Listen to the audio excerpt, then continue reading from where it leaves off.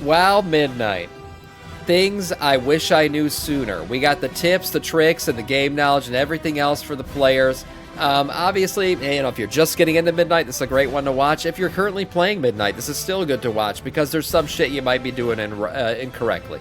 So let's jump into this one real quick. A little thing from the Comeback Kids on things that you can maybe be more efficient in, things you wish you knew sooner. Here we go. Okay, Midnight's been out for a little while now, and after putting a ton of hours into the expansion, there are definitely a bunch of tips, tricks, and general game knowledge things I genuinely wish I knew sooner. Some of these are going to save you time, some will help you gear faster, and others are just small systems or mechanics the game doesn't really explain well. So we're going to rapid fire through some things that help me. Yeah, anyone waiting for a raid, we're about to get into it right after this. Out massively while playing, with the first one being a really awesome add-on called the Class Codex. This is an add-on I wish I found way sooner because the thing is, it's basically like having an entire WoW guide website built directly into your character sheet. Really? The second you open your character panel, it gives you pretty much everything you would normally have to tab out of game for. We're talking stat priorities, talent builds, hero talent setups, rotation guides, enchants, gems, consumables, trinkets, crafting priorities, best in slot gear, literally everything possible, and it automatically updates based on your spec and hero talents as well. I'm gonna be honest, I might want to download this add-on. What the hell is it called? Class Codex? Because I alt-tab all the time to check this shit. This is actually kind of useful. Yeah, Class Codex. What I really like about it, though, is how clean and convenient it is also. Instead of just sitting there with WoWhead open on a second monitor, constantly alt-tab. Since they got rid of all the add-on shit and everything, I've been playing this game like clean. No add-ons whatsoever. But this one doesn't really count as an add-on. It's just a way to not alt-tab out of the freaking game anymore. It's all just built in directly into the game. I actually really like this. So if you swap from Raid to Mythic Plus or Delve, it instantly changes your recommendations. What the hell? If you hover over a piece of gear, it'll even tell you how good the stats are for your spec and rank them in order. The trinket section alone is honestly really cool also because it shows you an actual tier list of all the trinkets in the game depending on the content you're doing, which is super useful in Midnight because there are so many trinkets in the game that has crazy interactions right now. Not only that, but if you're learning a new spec or leveling alts, the built-in rotation guide will actually teach you how to play the spec kind of in order, and it dynamically changes depending on your talents, meaning it only shows abilities and interactions you actually have instead of just throwing random nonsense at you. This might sound lazy, but one of my favorite parts also is just having quick access to the enchant. No, I don't. I didn't even enable the dialogue box still, and I think I might re-enable that because I do like the little dialogue. He's talking about the quest thing where it dynamically zooms in when you open up a quest. It's kind of a cool little animation. I think I'll re-enable that one, and I think I'll download this one. I don't mind like a nice little quality of life kind of add-on thing, that's fine. This biz thing actually looks freaking amazing. Like how many times I go to the auction house and I got to figure out which secondary gem stat I want. This is perfect. So I'm probably going to download this, but anything obvious, I don't give a shit to download some kind of rudimentary hack to be able to use a fucking weak aura again. I hate all that shit. That's why I just don't use any add-ons anymore. Chance, gems, consumables, and then crafting priorities tab without not having to compress Wowhead. Yeah, nice. Rank 1 parses up on a Warcraft log sheet or whatever. So if you're somebody that raids, you push Mythic Plus or play multiple specs, I would highly recommend checking out the Class Codex add-on. It's absolutely phenomenal. Amazing. And speaking of game download this before we what's kind of crazy is how expensive gaming has actually gotten between full price games, DLCs, expansions, in-game currencies. All of it just adds up crazy fast. And as a gamer, one of the easiest ways I've been saving money on games lately is using Aniba. Aniba is a digital gaming marketplace where you can grab games, gift cards, in-game currencies, and subscriptions for way cheaper than buying straight from the main storefront. Ew. So whether you're picking up a new game on PC, grabbing Xbox or PlayStation credit, or loading up on Game Time, it's just one of those places worth checking before buying anything. And the process here is actually super simple. You find the game, you grab your code, redeem it, and you're good to go. And since Snacksy is also powered by Aniba, they've got another cool system too. Snacksy is basically a play and earn platform where you discover mobile games, hit milestones, and earn rewards for the time you're spending on gaming. So instead of just playing on your phone and getting nothing out of it, you can actually build up rewards and redeem them through the app. I checked it out myself, and honestly, it's really simple. You browse games, pick one, track your progress, and then you stack up some rewards. So if you want to save money on games, check out Aniba using my link in the description below. And if you want to earn rewards while gaming on mobile, check out Snacksy too and use my code TheComebackKids for a $10 bonus. Links are down in the description below. Stop wasting money on games and check out Aniba today. Okay, welcome back. One thing I really wish also I understand sooner in Midnight is how the Crest upgrade system actually... The add-on is massive. You just downloaded it? All right, yeah, I must start downloading that too then. So we'll make sure we're because good. Once you understand this, gearing becomes substantially faster and you stop wasting a ridiculous amount of resources. Once your character reaches certain overall item level breakpoints across all of your gear slots, you unlock achievements that let you convert lower crest into higher ones. So once you outgrow Adventurer crest, you can start converting Adventurer into Veteran. Once you outgrow Veteran, you can convert Veteran into Champion, Champion into Hero, so on and so forth. Yeah. This is why one of the biggest mistakes players make is only focusing on 1 or 2 pieces of gear instead of trying to evenly progress their character as a whole. No, this is really important. Your goal should be hitting those overall item level thresholds as quickly as possible so you can unlock these conversions faster. Personally, because of this, I've been able to progress my character into an incredibly high item level bracket, and it allows me to not have to play the game so much because I've been storing all of my crest and just transferring it into higher item level crest through these breakpoints. Yeah, it definitely cuts out the grind time of getting some of these crests. If you can upgrade, don't let a single slot hold you back on this upgrade system. Make sure that you're hitting those basically those watermarks, as he called them, or whatever. A weekly reset happens. So whenever that's the case, I just consume the crest currency, gain my rewards, and upgrade my gear instantaneously every Tuesday. Funneling all these lower crest into higher tier crests have saved me a ton of time and resources, and even headache once you understand how the system actually works. I also want to give a quick few tips on professions and just profession knowledge in general. This isn't going to be a full gold making guide. First, make sure you loot all of the profession knowledge treasures scattered around the world. Each profession can earn 24 knowledge points from these hidden tools and objects in the zones. They're very quick to pick up. They give you a huge early boost to your specialization trees, and I'll link the link down in the description below to find. Again, you get punished by the caps. That's true. The caps are what they are, you know. It's Blizzard's way of time gating the content in a way. All of them on the map. Next, don't forget about the first craft bonus. Every time you first craft an item, you earn 1 profession knowledge point as well. The easiest way to track all this is by opening up your crafting window and using the drop-down filter to show first craft bonuses, which highlights everything you haven't actually crafted yet. Another very important source of knowledge are patron crafting orders. If you go to your profession crafting table and open up the crafting orders tab, you'll see a section called patron orders at the top. These are just NPC generated crafting orders designed to help teach you the system and reward you for crafting them. Not only that, they reward you thousands of gold, but they can also grant profession knowledge, so you want to make sure you complete these regularly whenever they're available throughout the week. Not only that, these patron crafting orders, like I said, they... Daya in chat is asking for the add-on that shows your item level gear when you open up the character pane. I'm actually not sure which one it is. I think it's called eye level or something. I used to have it, but like I said, I don't have any add-ons anymore, so I'm no good with that. Can give you gold in these bags that usually have some nice crafting materials inside of them that you can put up on the auction house to sell. So you complete these, open them up, put them on the auction house, make some extra money. Not only that, you also have the moxie that you earn from these crafting orders and learning skill points as well, where if you save up 600 of them, you can turn it in for a bag of resources at your trainer, which can give you a nice chunk of gold, anywhere between 7,000 to 10,000 a pop. When it comes to add-ons for professions and how I can see all this very easily, I use the no match, no make add-on. Helps me sort of differentiate all of this very easily. And then there's a couple other crafting order ones that I'll put down in the description below as well. On top of that, you can also buy the plus 10 profession knowledge from certain renowned vendors for your professions. Gathering professions have another plus 10 knowledge purchase available from the abundance vendor. And these are quick purchases that give a big jump early in your profession progression. Honestly, the easiest way to keep track of all this knowledge source is by using the add-on MyUse Knowledge Point Tracker.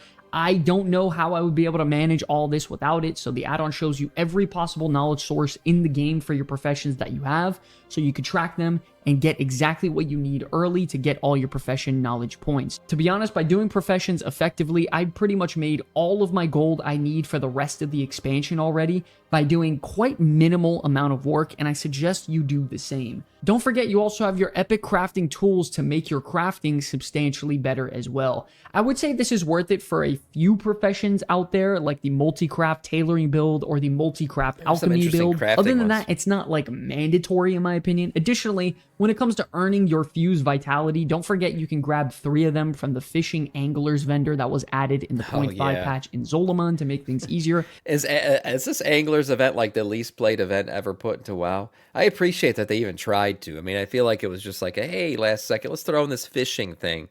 But how many of you guys have done the Anglers event? I haven't even gone over there. It's like a purple exclamation point out in the, I think it's the Amani area. And I think most people have not even done it. Probably most people haven't even touched the freaking Anglers event.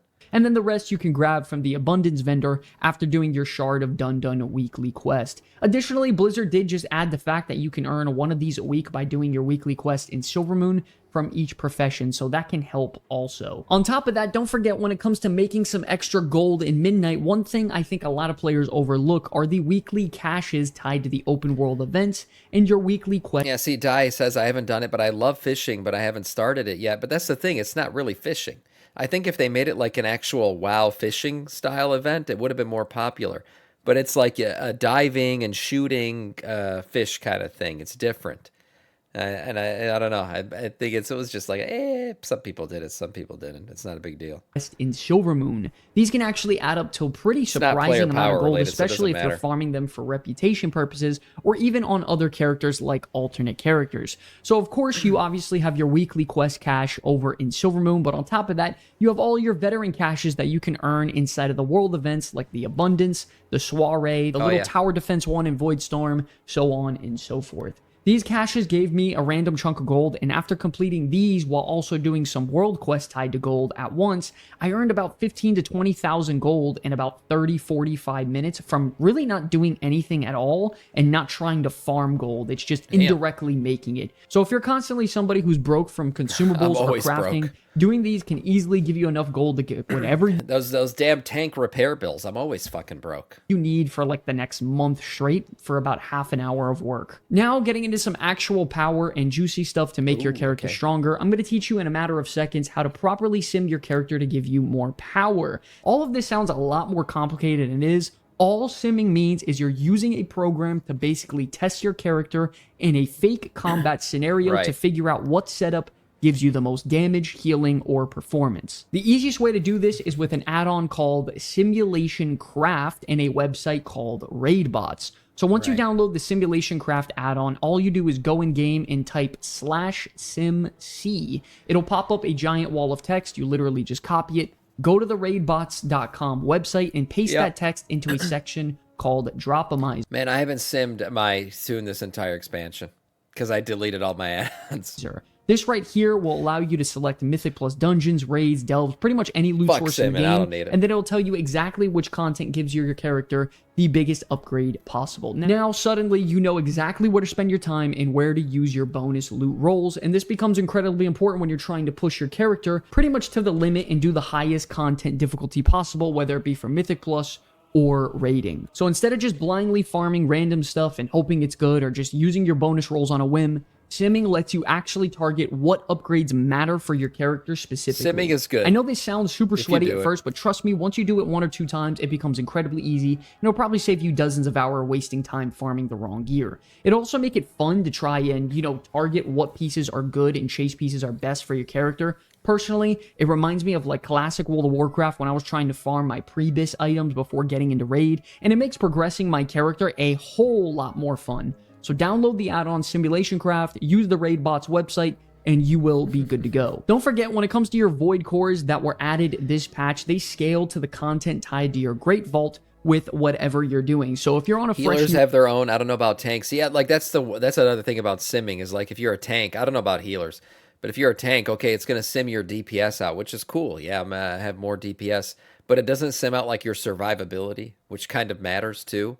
I don't know if there's like a specific tanking simulator out there, but yeah, if you're going to sim things, it's mainly going to show your DPS output. That's what's simming. Character, you get these Void Cores from Decimus in the Voidstorm, and you can start rolling away. It's not going to be start, accurate. You can enter delves and using them on tiers 8 through 11 to earn some guaranteed hero track loot. Now, this isn't the best option in the game because a lot of the delve loot is quite random, whether it's good or bad, and all of its effects tied to it. But if it's on an alternate character that you really just leveled up instantly, and you believe don't plus mind 10, gearing up JMO. rather slowly and not min-maxing all the time, I would say use this just a couple times. Now, if you're looking for the best min-max way to get the most out of your loot, I highly recommend using these on Mythic plus 10s, as these will give you Mythic track loot guarantee drops whenever you use them in dungeons. Remember, you can find your best in slot items in the game by either using the Simcraft method that we just showed you earlier, or easily just by going into your class This Codex add-on, man, I add-on downloaded and it. making a list of items that fits your That's the best thing in this whole damn video. This thing's crazy, man. I just downloaded it, so I'm excited to get in the game and see. character's needs.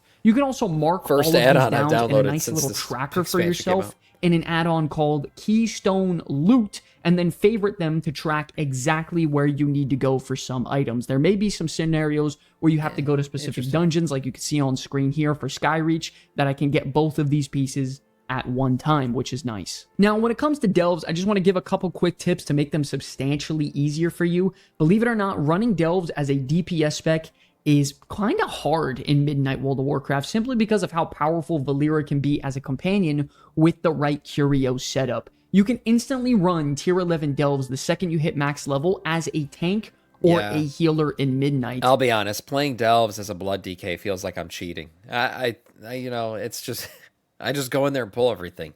There's nothing that scares me to delve. If you I set understand, though, it's Valeera not up the as same a for DPS. DPS. And use the Sanctum's Edict as the combat curio and the Mandate of Sacred Death as the utility curio, this gives Valeera a chance to literally one-shot enemies, and the more enemies she defeats, the more damage she will deal, meaning that eventually she just starts running around, killing enemies goes God mode. instantaneously and dealing hundreds of thousands of DPS per second. She'll do all that while you sit back and heal her, or just face tank all the mobs on your character. You can That see is here good. from some of the clips on screen, she's literally going around one-shotting elite boss mobs entirely on her own, while I'm practically AFK, sitting back just healing her. Yeah, Not this only get that, she can nerfed. also handle the final bosses for you pretty much on her own as well, and it just makes everything incredibly trivial, and you can get tier 11 bountiful delves done in about 5 to 10 minutes time. Not only that, if you get your Delver's Journey ranked up enough, you have a chance at earning hero track loot every time you do a tier 11 delve as well, and you can Right. even purchase champion or hero track loot at the end also. So between the bonus loot rolls giving you hero track loot, the bountiful chest at the end giving you champion loot, the chance at earning hero track loot and the vendor purchasable loot, as well as the guaranteed loot. hero piece from every bountiful map you use once per week, you can get an absolutely insane amount of loot just from delves almost instantaneously right yeah. when you hit max level if you're a tank or healer. This is by far the fastest way to gear up if you're trying to get into Mythic plus 10s to farm out that Mythic track loot with your bonus rolls, and honestly, I wouldn't recommend it any other way if you're trying to speedrun. Additionally, if you care about making some gold while you're farming delves, there are a couple profession setups you can go that can make this quite worth your while. The first one is from tailoring, and this is going to be the cloth farming build where you invest 1 point into both Sunfire and Arcano weaving, so you have a chance to have this cloth drop from mobs, and then you put 30 points into fabric specialist and then 25 points into both Eastern Kingdoms cloth and otherworldly cloth. This will give mobs that you kill inside of delves a really good chance at dropping cloth that you can sell for a good amount of gold and make it interesting. worthwhile. Not only that, you can also go enchanting and become a master at disenchanting epic armor pieces. This are is for great whenever tips, you man. disenchant any piece you don't need from delves, you have a high chance of earning a tier 2 dawn crystal,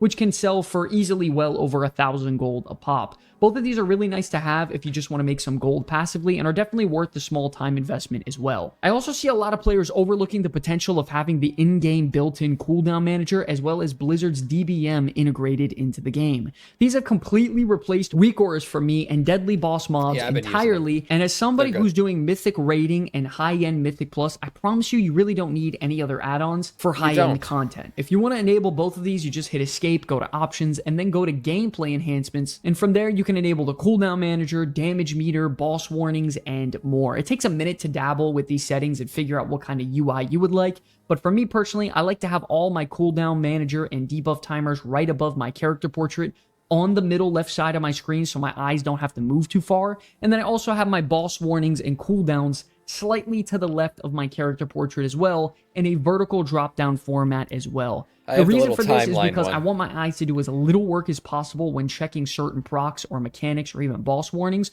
while also keeping myself safe in combat to perform the best I can. That's Also, true. just wanted to quickly go through Yeah, he's got a lot going on here. I'm not gonna lie. He's got a lot of shit going on here. Mine's much more minimalist. I don't like a lot of clutter on my screen. I feel like it breaks immersion. I like to see the game.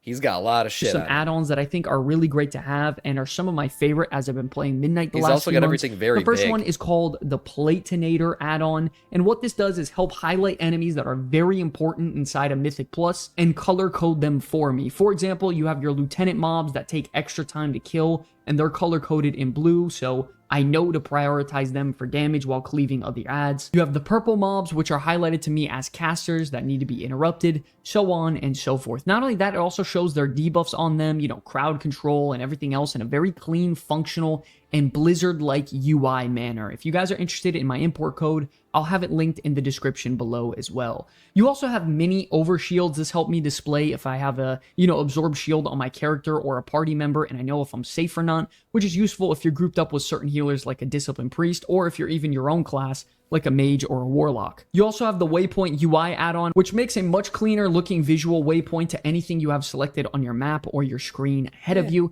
You have the adapt add-on, which gives you a nice animated visual for your portrait on your character, as well as the EPF custom skins add-on to give you a custom character portrait depending on your class spec. You could also change this whichever you would like, and I get asked about this constantly down in the comment section below, so I thought I would give you guys the secret sauce. Cool. But yes, ladies and gentlemen, that is going to wrap up today's video. I hope you guys got some things out of it. There are some new things coming in the 0.7 patch in just a few weeks that, of course, I will go over, but I thought I'd be bringing you all this today, as I thought these were, of course, some helpful tips. I want to thank you guys so much for watching. I will see you in the next one. Peace. Nice. Hey everybody, thanks for watching. If you enjoyed the content, consider subscribing or check out one of the videos you see on screen here to stay up to date on all things Warcraft. My name's Sky for the Comeback Kids. It's an absolute pleasure to make content for you all. I'll see you in the next one. Peace. That's a great video. I think he gave us a lot of good stuff. That class Codex, man, I'm even going to comment on that thing.